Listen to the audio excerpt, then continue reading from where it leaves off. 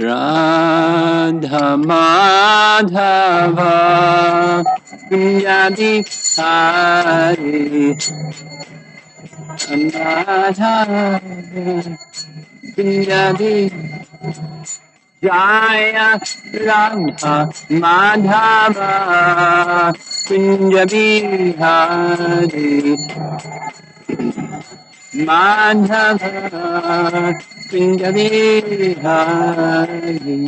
Gopijana Banabha Girivardhari Gopijana Banabha Girivardhari Gopijana Banabha Girivardhari Janabhanabha Girivardhari Jasodanandana Prajanarandana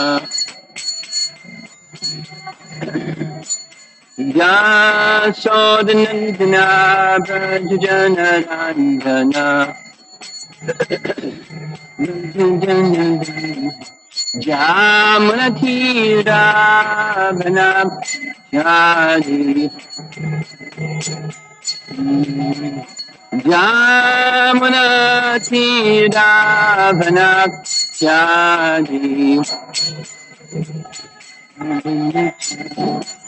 Jaya Radha Madhava Kunjabihari Radha Madhava Kunjabihari Jaya Radha Madhava Kunjabihari Madhava Kunjabihari Gopijana Balabha Girivardhari Gopijana Balabha Girivardhari Gopijana Balabha Girivardhari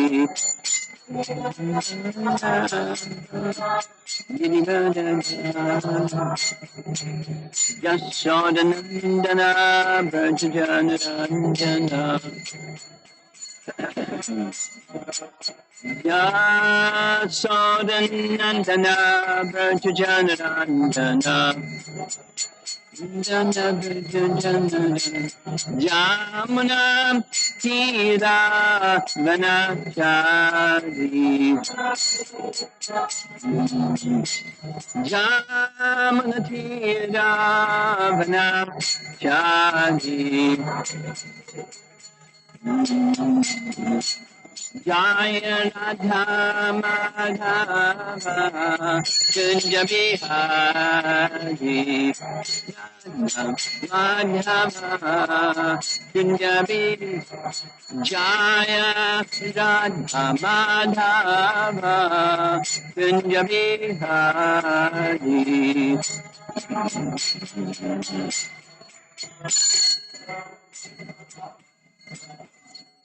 Jaya Vishnupad Paramahamsa Parividivacharya Srimad His Divine Grace A.C. Bhaktivedanta Swami Srila Prabhupada Ki Ananta Koti Vaishnavarind Ki Grantaraj Srimad Bhagavatam Ki Gora Premanandi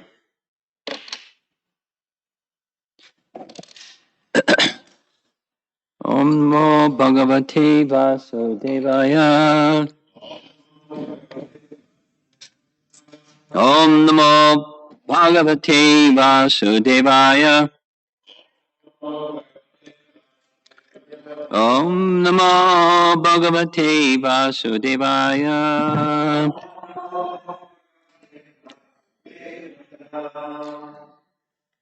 Canto 10, Chapter 14, text number 16, I think.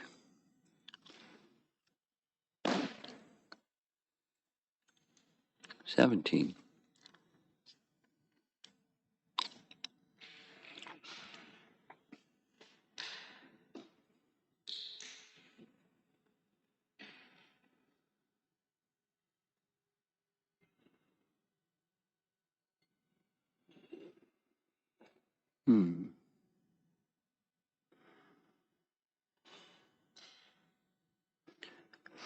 Yeah, I'm pretty sure it's text 17, which follows text 16. This 16 starts a new section. I think I'll read the translation to 16 because it connects with 17.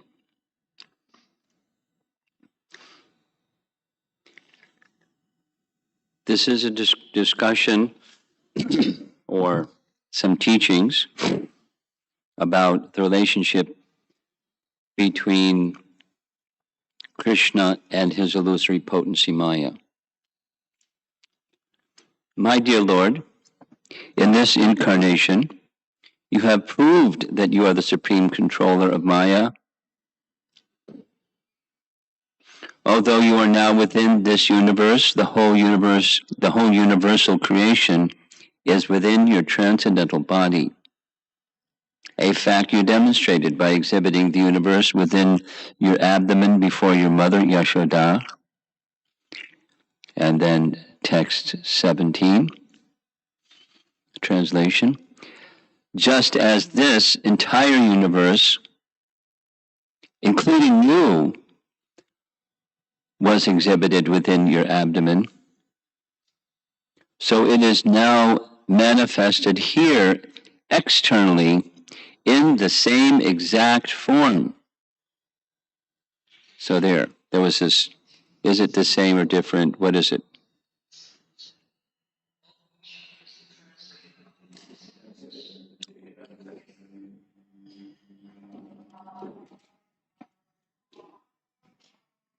It is now manifested here externally in the same exact form. How could such things happen unless arranged by your inconceivable energy? So Brahma is using this example as one, more than one, but one, where Maya is under his control. And he's confirming that what was shown inside you was not an illusory universe or potency, nor is the one outside illusory potency. They're both the same. And how could this be done? Inconceivable energy. Maya ya vina. Maya ya, the influence of your inconceivable energy. Purport. Srila Prabhupada comments on this verse as follows in Krishna, the Supreme Personality of Godhead, quote, Lord Brahma stressed herein that without accepting the inconceivable energy of the Supreme Personality of Godhead, one cannot explain things as they are. And here's Vishwanath Chakravarti Thakur's commentary. Since the external universe and that within the Lord's belly are exactly the same, the one within his belly must be created by the illusion of the Lord. The inference is the one outside is also by the illusion of the Lord. Just as the universe, idam, within your belly, which became visible, the external universe also remained visible when you showed the universal form to your mother. Was the universe exhibited within your belly a reflection of that external universe? How can that be? The universe was there along with you. Can a reflection of a mirror be seen in a mirror? Clever, huh? An illusory external universe was visible within your belly. As the universe visible within your belly contained you, so the external universe also contained you. because there was not even a trace of difference between the two universes, the universe within your belly, Idam, could not exist without the work of Maya. Taking your mother's realization and mine as proof, I conclude that I exist within you by your Yogamaya potency. And therefore I pray, please forgive me for offense, as a mother forgives her child who kicks her while he is in the womb. Jiva Goswami's commentary is short. This is further explained. This is from the previous text.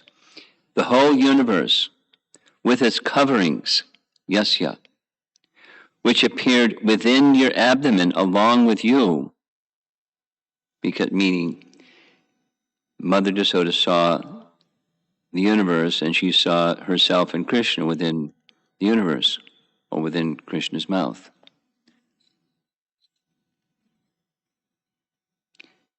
So, the whole universe with its coverings, yasya, which appeared within your abdomen along with you, exists within you in this form, iha. Since this is incomprehensible, without Maya, how is this possible? It is not possible without having some relationship with you. Therefore, this universe is not spiritual like you.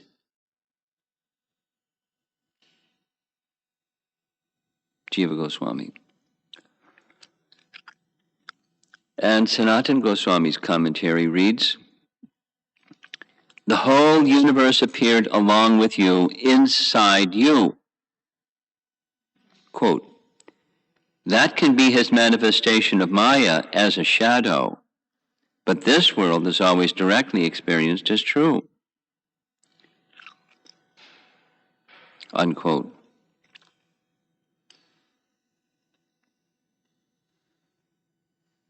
Or, the world manifested inside is real, the world manifested outside is real. Cannot both be true?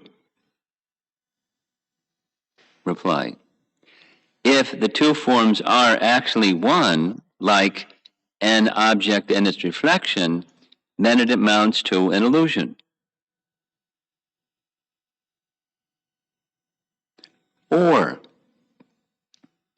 the one form is also false, since the variety in the universe cannot be proved by experience or scripture.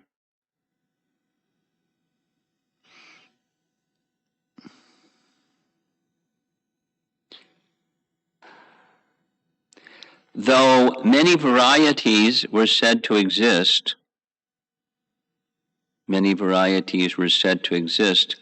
in 10:14:11. So here's the translation of 10:14:11. That's prior to this one. Brahma is saying, what am I? A small creature, measuring 7 spans of my own hand. I am enclosed in a pot-like universe composed of, so here's the many varieties. Material nature, the total material energy, false ego, ether, air, water, and earth. And what is your glory? Unlimited universes pass through the pores of your body just like particles of dust pass through the opening of a screened window.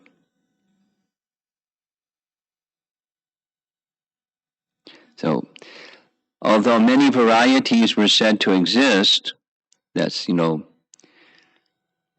universe with its many varieties, by saying that everything is real,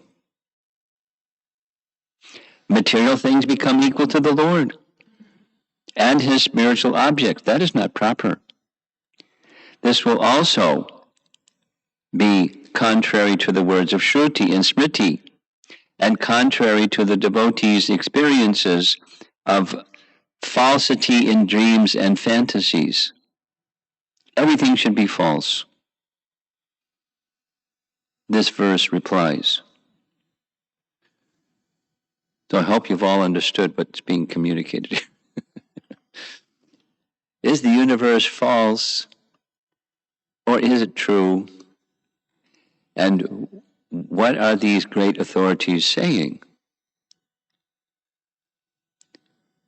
Well,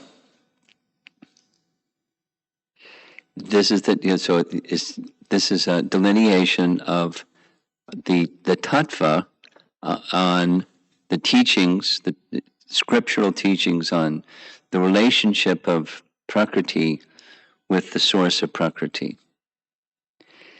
So boiling it down to really simple language, that Prakriti is not equal to Krishna and his internal potency. It's different.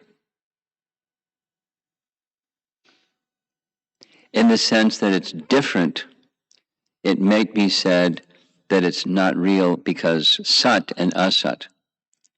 Sat is real, and then there's Asat. It's now you see it, now you don't. Asat, temporary. On the other hand, it's real because it comes from the real. And we've heard Prabhupada discuss this so many times. The material world, the Mayavadis say, Jagat Mithya. We don't say Jagat Mithya, it's false. It exists. Its configuration is temporary, but the Prakriti is real. It's not, doesn't bear the same, so back to the first one, it doesn't bear the same strength or reality or existential, eternal presence as does spirit, as does Krishna and his abode and his paraphernalia and his internal potencies. Doesn't bear the same strength. But we don't say false, but temporary. And all of this is alluding to what's the relationship. I mean, I don't know if anybody else in the room has pondered on this, but I certainly remember pondering a whole lot. How can something material come from something spiritual?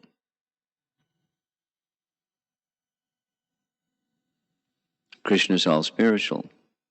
So how can something material come from something all spiritual? So a starting point is to say, well, all spiritual Krishna has different potencies. One of those is the Prakriti. It's one of his potencies. It's Prakriti in relation to Purusha, the enjoyer Prakriti. So no problem, because he has Prasya Shakti Vivadaiva Shruyate. He just has lots of potencies. And one of them happens to be this one. And it's not the major one. It's the major one we deal with, but it's not major one from his perspective. And it's just one of his potencies. So he's all spiritual. Depends on how you identify spiritual. And if you're a Mayavadi, well, the Prakriti is false. Because you can't have, lots of reasons. If you have the assumption that all there is Brahman, then you can't have anything but Brahman. And that's not Brahman, so it's false.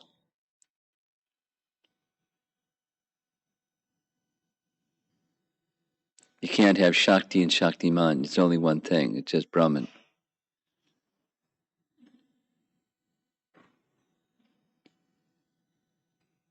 But the Vaishnava conception is not impersonal. The Vaishnava conception is the Lord has various potencies, and he exhibits them. And this inferior potency,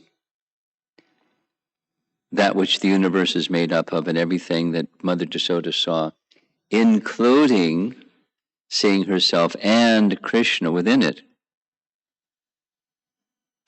It's not, so is that universe that she saw real or not real? It's as real as the one outside. Equally real. That's stated specifically in the verse and confirmed or supported in the commentaries.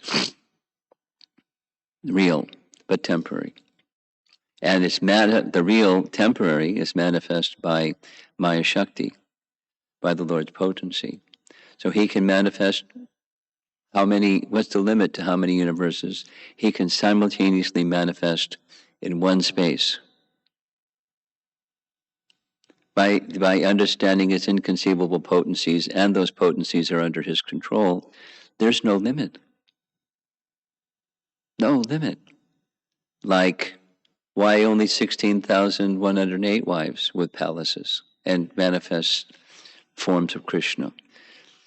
Why? That's a nice number, but unlimited. There's no limit to the unlimited. Inconceivable potencies.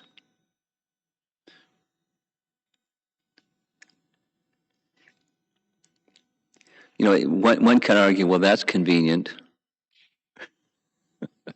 You just get this whitewash out and just go inconceivable potencies and anything can happen. But it's not just convenient, it's a fact.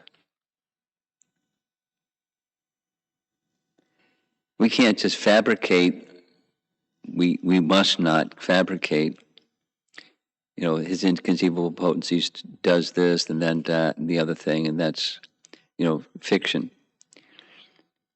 But on the other hand, when he does things with his inconceivable potencies, it's depending upon one's position, it's astonishing, or it's how wonderful is my Krishna. That's how Prabhupada advised that we take these statements where Krishna is displaying his inconceivable, unlimited potencies. How wonderful is my Krishna. Just look at this.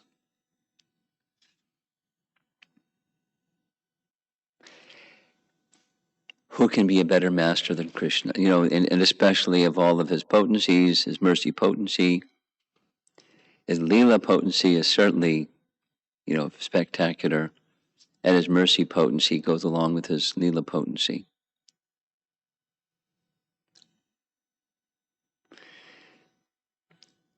We read this the first evening during this time in Chicago.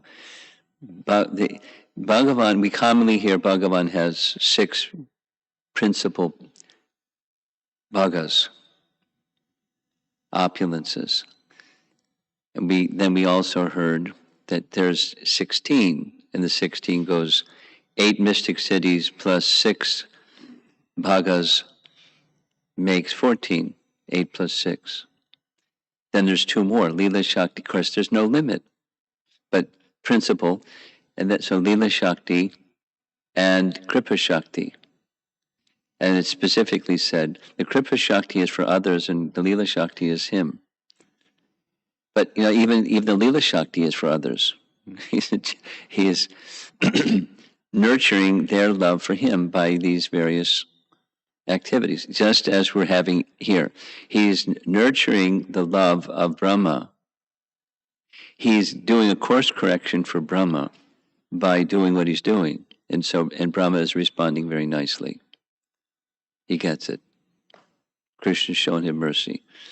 Now, it's the other acharyas don't go in the same direction, same path that Vishwanath does. Vishwanath stays with it, that he's continuing to request or substantiate the proper position, the suitable position, not proper. He's worthy of mercy. Krishna is merciful whether one is worthy of mercy or not.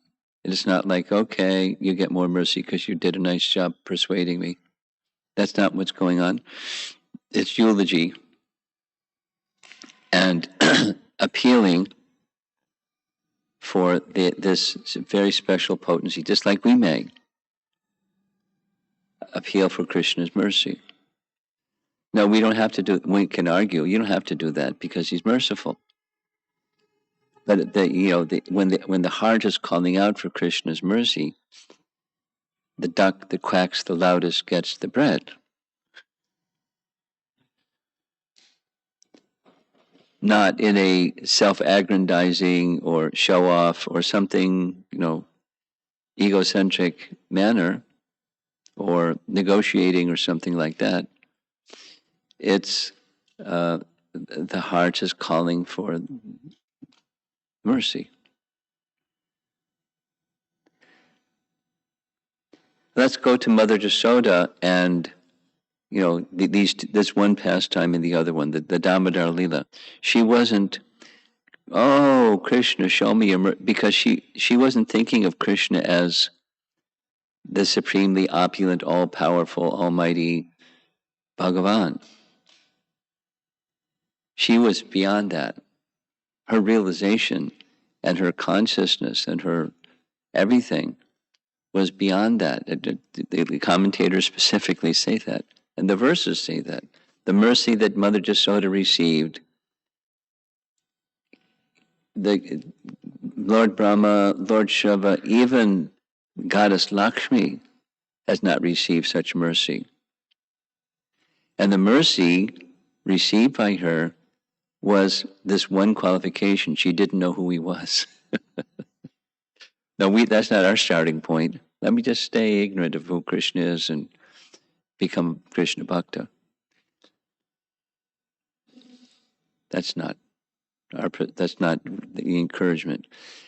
She's being honored by Shukadev Goswami and Maharaj Parikshit, both, as being in the superlative position because of the intensity of her love, which supersedes. So supposing you're not there, then you appeal for his mercy.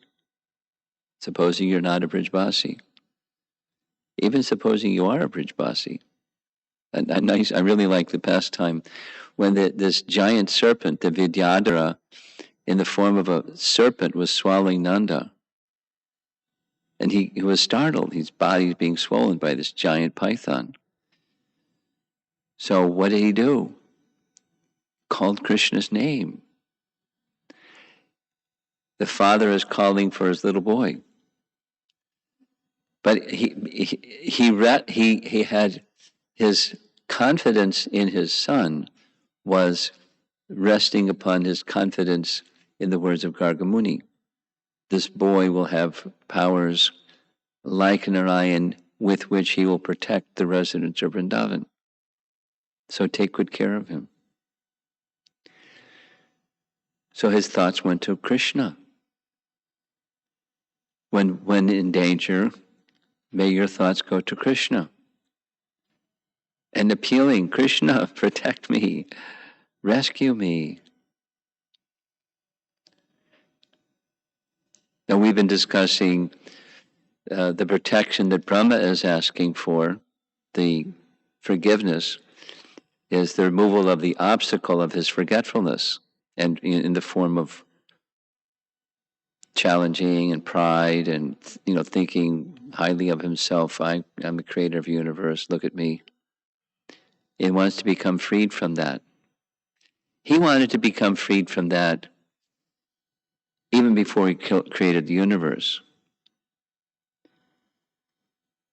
It's one of the requests made by Brahma in chapter 9 of Canto 2. Please protect me from this egoistic idea that I'm the creator. When I start building this universe, when we start undertaking anything, anything, go cook in the kitchen or distribute books or lead a kirtan or something, we may very easily think of ourselves as the doer. And when we think of ourselves as the doer, that's a big problem. We forget who we really are. We forget Krishna. We become caught up in selfishness. So I don't want. Please protect me from that. I'm very happy to do the service, create a universe, but please protect me from the misunderstanding that I'm the creator of the universe. So now over here, he's describing himself as having that propensity, thinking of himself as the creator of the universe. And Krishna is fulfilling this request, protecting him. And he gets it. He gets the protection and shelter and ongoing service in the right mood without the doership consciousness.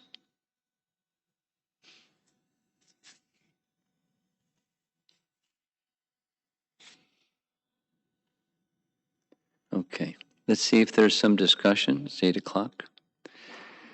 Karuna Nidhi, your hand's up already.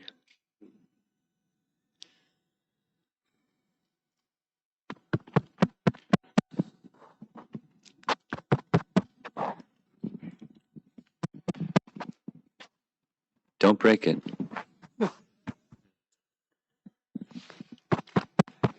Hare Krishna. No.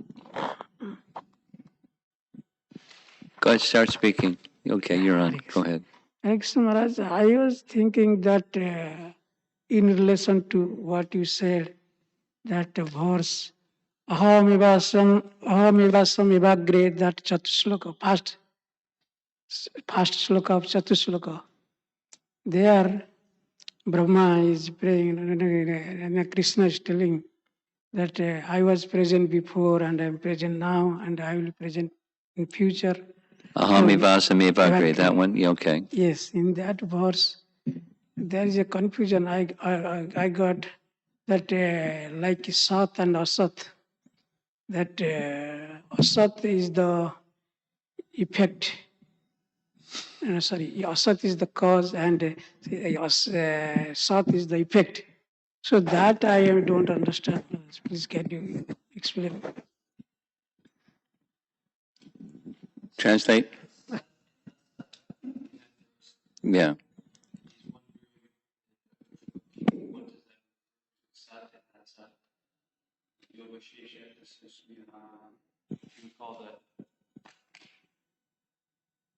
Well, it means the same thing.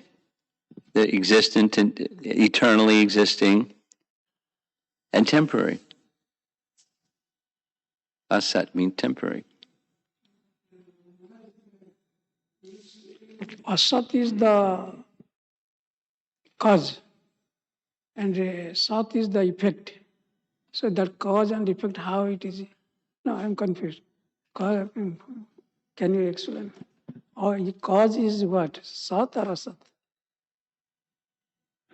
Well, just like that, we read this verse where Mother Yasoda, when she bound Krishna, she saw all kinds of things, including, she didn't see, but he who is the universe.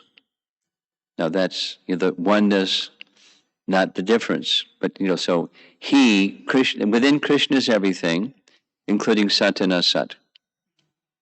That is to say, the temporary, and it's sometimes manifest, sometimes withdrawn, but it's his potency. And in one sense, because it's his potency, it's him.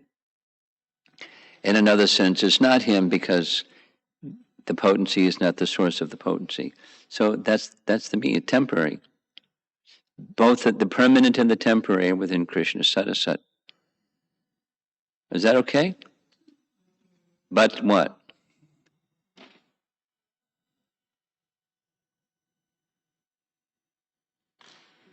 But Maharaj, that you say Asat is the cause. Which one is the cause? Asat is.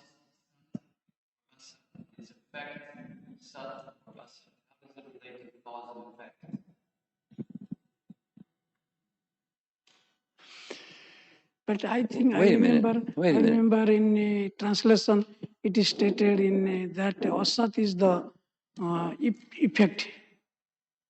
If I'm sure, Asat is the effect. So that is the confusion I'm getting. So how it became effect?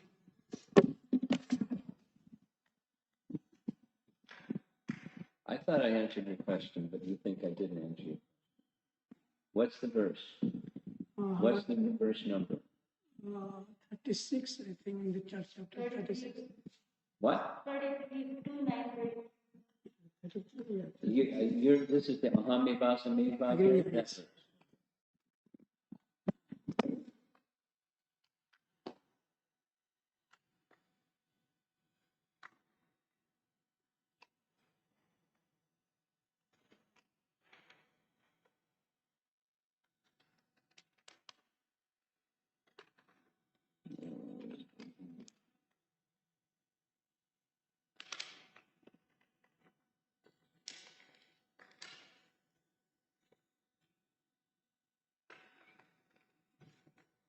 Ahamevasame bhagre nan yad yat sad asad param. Brahma, it is I, the personality of Godhead, who is existing before the creation, when there was nothing but myself, nor was there the material nature, the cause of this creation. Okay? So, material nature is the cause of the creation, but material nature is not the cause of the creation. It's the instrumental cause, and there's the remote cause.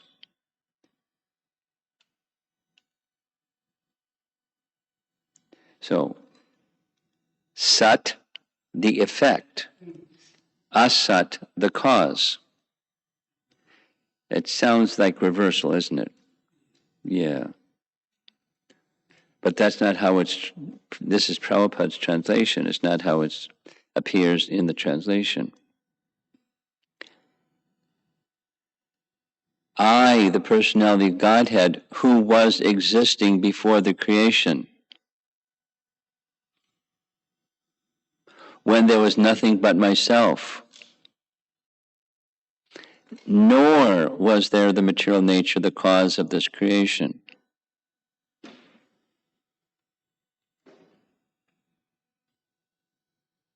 Na, anyat, there wasn't anything else. Yat, sat, the effect. Asat, the cause. Well, the cause of creation, that's in the translation itself, not just word for word. Material nature is the cause of this creation, but behind the cause of the creation, material nature, the personality of Godhead. And this principle of causation is very complicated. You're aware it's complicated, right? There's the efficient cause and there's the remote cause, and there are different nomenclatures for different types of causes. But the absolute truth, Krishna, now here it's Sat, the effect. That's the confusion. How is Sat being translated as the effect? That's a good question.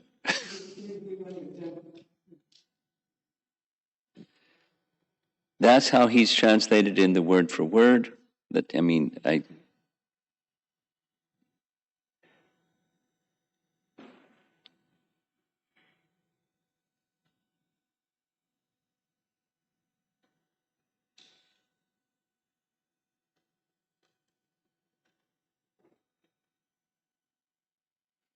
I don't see it in the purport where the Sat and Asat is delineated.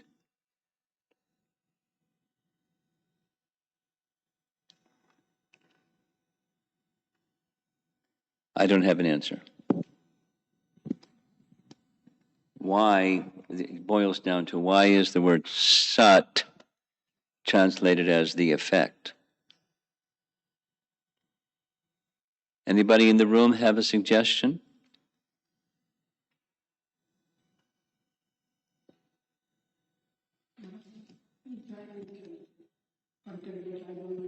I'll research. I've got nothing else to do but research. But I was thinking, please make me What? correction. Please make me correction. I was thinking this way, that suppose I did something wrong.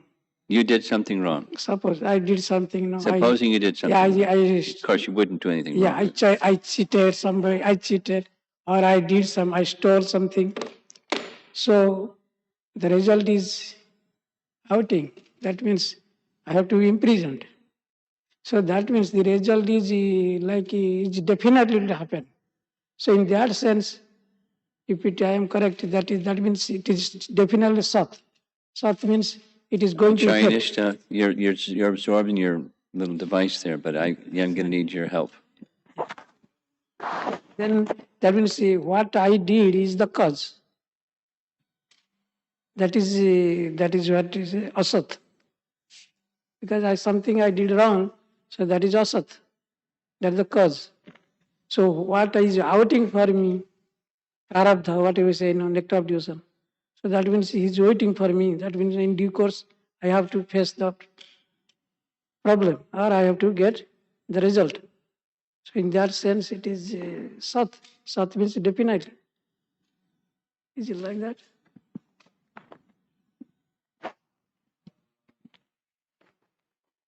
Well, exactly. He's saying it's referred to Something relevant. Some relevant in the future.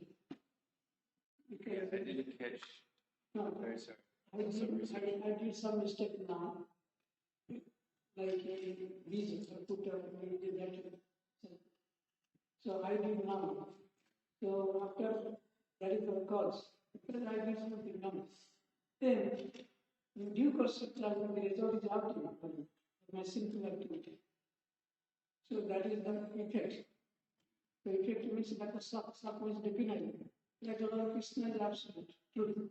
So he's saying that sat, in that cycle of the parabdha karma, where you have a seed and different, that if you perform an activity and it bears an effect, that can be called a sat. That's what he's saying. Sorry, Charlie. It has nothing to do with Krishna. Karma is temporary, and the cycle of karma is not sat. I don't want to dwell on it. I'll spend some time. I may not get it taken care of today, but starting tomorrow, it's a whole other topic. But by maybe Tuesday morning, because Monday I have to do a Chinese class. So maybe by Tuesday morning I'll have an answer for you. Anyone else? I see a hand up in the back.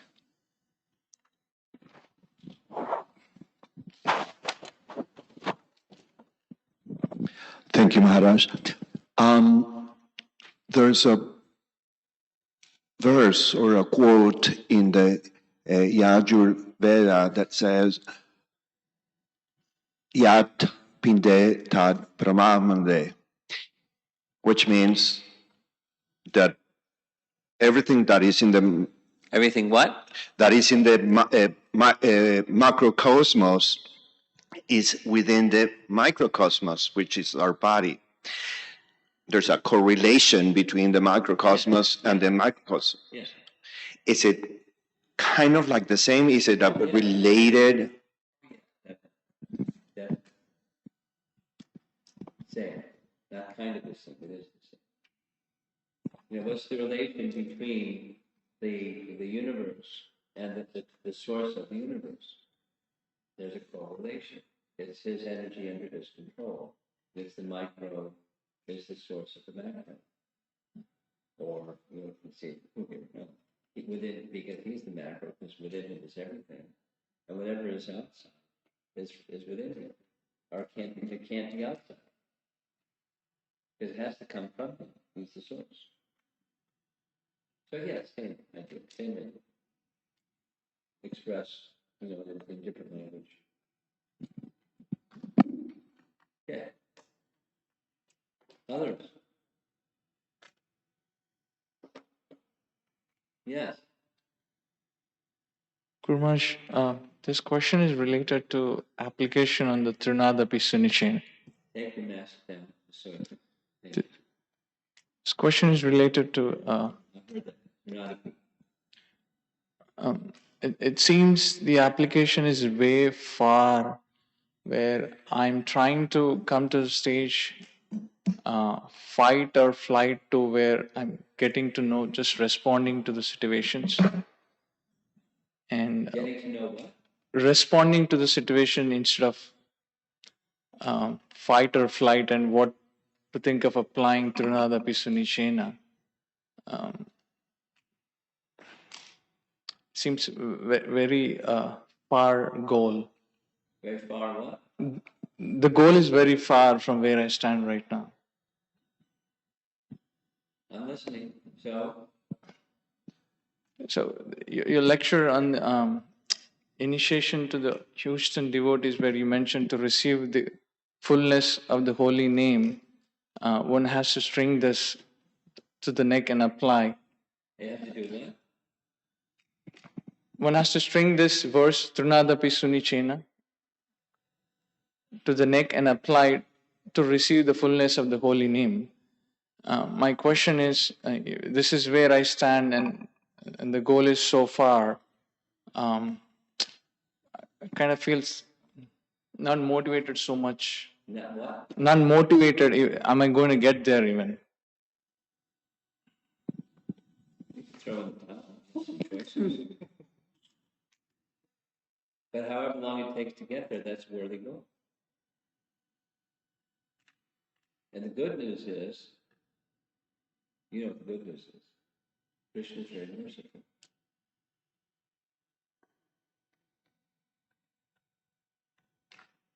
Supposing somebody's close, they can get complacent.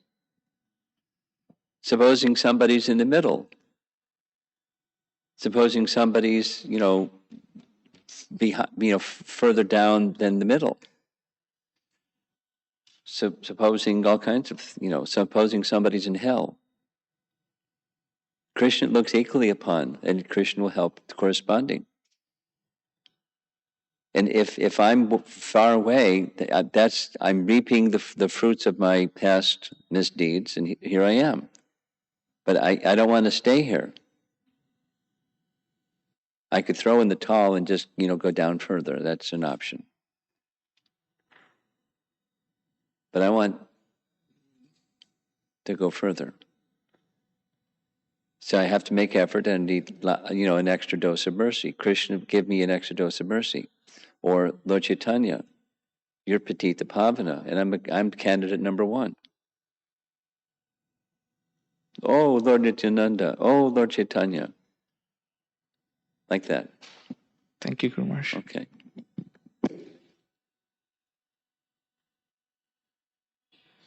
Gokulananda.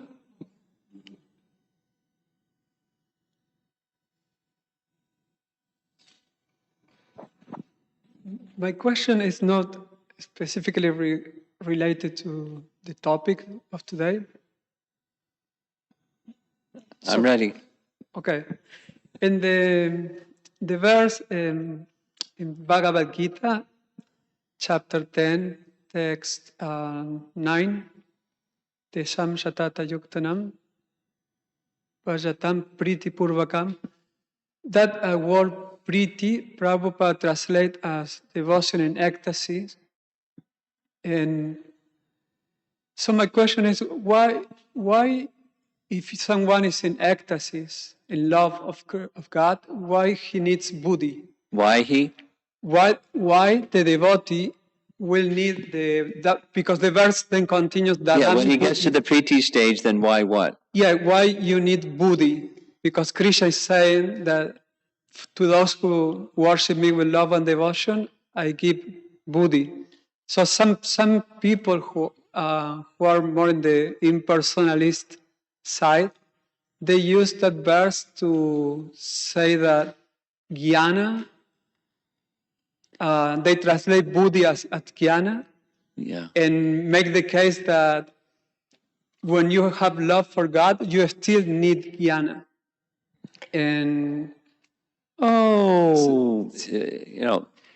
that Gyan and Buddhi are not the same. Gyan is knowledge and Buddhi is intelligence, and a specific kind of intelligence. What kind? The intelligence how to get to him. I've spent some time with this. What's the Venn connection between bhakti and bodhi? They're sometimes used interchangeably, but they're different terms. So what does it mean? What's the speciality of this one, the speciality of that term? So bhakti indicates clearly senses, sense objects, serving the master of the senses with those sense objects. Practical activity. With feeling, of course. But it's the emphasis not on the feeling, the emphasis on the practical activity. So when I come to that orientation in my life, that alignment in my life, This is a candidate for spiritual intelligence, not Gyan, spiritual intelligence, how to make decisions step by step every moment to reach me. The Dhammi Bodhi Yogam Tam Yena Mamupiyanti Te. So they can come to me. It's different than Gyan. Not Bodhi. Yes, not jnana. Yeah, Bodhi is not Gyan. But And sometimes Bodhi is not exactly Bhakti, although they're more closely connected than Gyan and Bodhi are connected. Okay, and another way to see it is, in the verse is explaining that the devotee is already with Krishna because he's serving Krishna. Because what? The word Priti Purvakam implies that the devotee is in love with Krishna. Yeah. So why he needs the intelligence to come to him if he's already with Krishna? I mean, he's already in love with Krishna. That means he's already there. Yeah, That's what your point. That's what your point is. Since he has that love, he doesn't have to go anywhere. He's already there. That's your point. Yes, you are serving Krishna, so with love. So Well, what you need, let's just say, love is blind.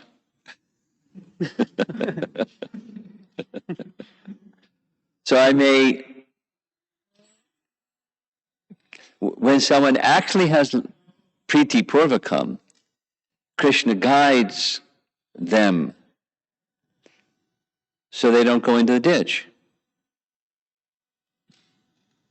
Or in love do something foolish that other people say, oh, he's a person who has love for Krishna, and he just went goofy, so let's go goofy because that's what we have love for. So he sets ideal standards. And the intelligence of what it means, it's another way of saying what it means to please Krishna when you're in love for Krishna.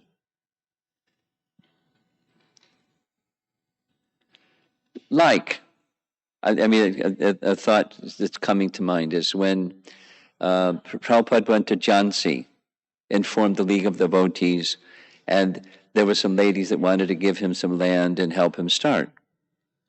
But they made a condition that when they gave the land, if he didn't finish the temple in such and such time, then they would take the land back. You familiar with that history? yes. Okay, so then Prabhupada said no. Because who knows what that might... So that's intelligence. How to not get entangled in complexities with tricky people or persons behind those tricky people. Because, somebody could make interference with the completion of the temple enough so they get the land back.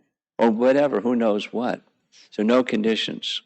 So he continued the visit, but he didn't accept the land. So that's intelligent and practical, and for pleasing Krishna purpose. So that's an example. It's more how to the pure devotee or any devotee who is in that platform, they have to still deal with with society, and then when they need that intelligence. Yes. Let's take Arjuna. Arjuna had pure bhakti, Priti Purvakam. And here comes a situation where he's taken a vow, he's going to kill Ashwatthama, and Draupadi can stand on his head while she performs ablutions for her 5 sons. Krishna gave him the intelligence what to do.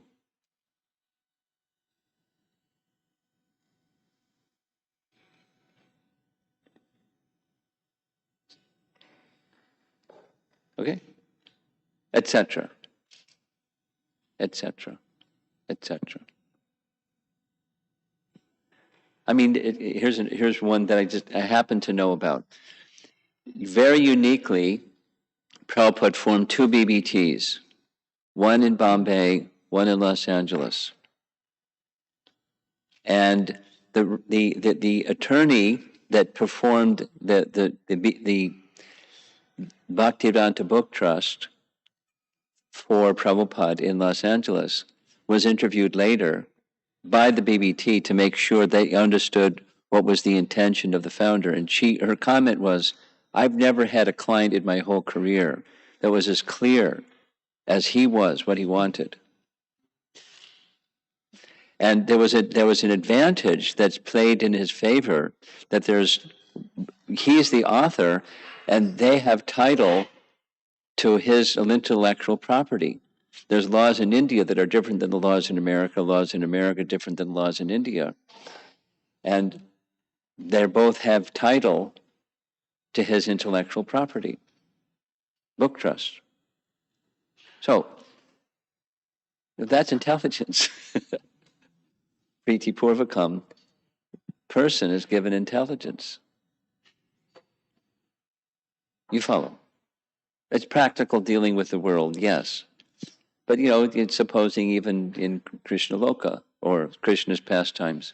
Anyway, what to do to please Krishna. Okay. We're good? Yes. Over here, and I think we're going to have to end after this question.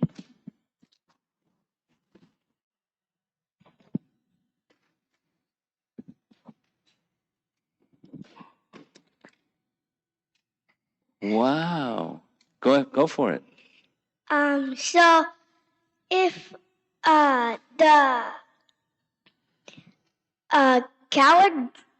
the coward men, they think Krishna is not the Supreme Personality of Godhead, why do they call him to rescue like them when there's like a disaster? Mom's going to make sure I understand your question correctly. The cowherd community does not know that Krishna is the Supreme Personality of Godhead. Right. Then why do they call out to him to rescue them when there is a disaster? Because of what Gargamuni said. They had faith in Gargamuni and they saw it happen again and again. That is, Krishna was invested somehow, they don't know exactly how, but he will have potencies like Narayan. With those potencies, to protect the Brijbasis, take good care of him. So he has potencies invested by Narayan, for specific for protection. And he's our good friend.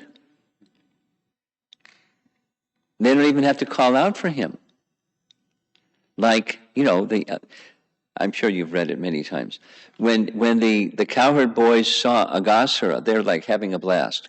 And they came across this gigantic serpent. What's that? And some said this, and some said the other thing, and some started running.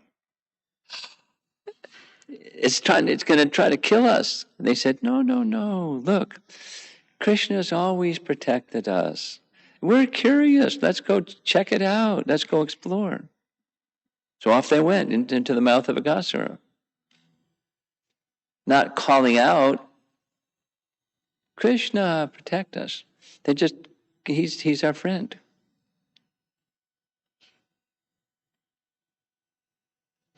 Because he just has these powers that Narayan gave him, and let's go explore inside, see what it's like in there. Okay? I have a few questions, Guru Maharaj. Okay. I heard the first part of your class from yesterday evening twice, but very distracted. So I am not clear. You started with saying that the next set of verses, and you used a particular English word that I'm not familiar with, something to the effect that it's a deceptive maneuver. I was trying to take advantage of one of our acharyas speaking in this way. He's already established. I mean, you're looking for clarification. What does that term mean? How is it a deceptive maneuver? Well, he knows he can't deceive Krishna. So that's not like, let me pull the wool over his eye. I'll say this when I mean that, and he'll take this instead of that. So it's not that kind of deceptive maneuver. It's explaining the best I could understand from how he means that term. What was the other English word? I'll look it up as soon as we're done.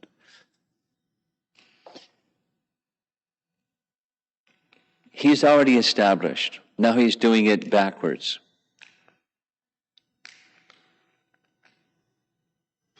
By making reference to Mother Yasoda. He has already seen, he's really clear. Now he's making reference to Mother Yasoda. And this whole situation, was the universe that you showed Mother Yasoda real? Was it the same universe that's outside Mother Yasoda as inside you, and you're inside Mother Yasoda and saw herself and yourself inside? So was it an illusion or was it real? So the deceptive maneuver is something he's already established. All of this, everything is within you. Say it negatively. There isn't something that exists that's not within you. So you're showing this universe that's within you is your Maya. And just as you and Yasoda were in that presentation of your energy, I am also. It's just clever. It's not, deceitful. It's clever. It's just doubling back on what he said previously. That's the emphasis that Vishwanath is using. He wasn't the same acharya that used that word, though.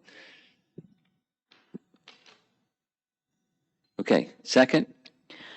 Gumaraj, Lord Brahma uses inference and logic to... Lord Brahma is what? Uses inference and logic to prove that the whole universe exists within Krishna. Yeah. So when does inference and logic morph into speculation? Why is it not speculation? When does inference and logic, cross the line and morph into speculation? Prabhupada writes in Nectar Devotion that we use it all the time to reach the conclusion of Krishna as the Supreme Personality of Godhead. So that which leads to that gives it strength, and that which takes you elsewhere, then it's speculation. That, in essence, a very simple rule of thumb.